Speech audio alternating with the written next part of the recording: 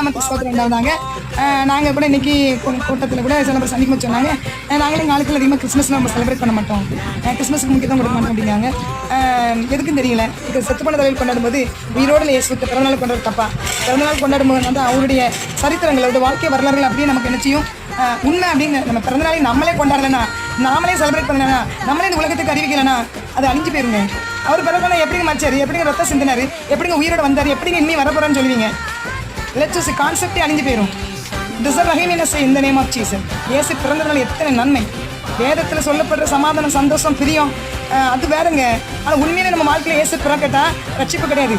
நாம் நித்திய ராஜ்யத்தில் போக முடியாது. அவர் ரத்தத்தினால சுகம் கிடையாது. ரத்தத்தினால பிசாசு கட்டலாம் உடையுது.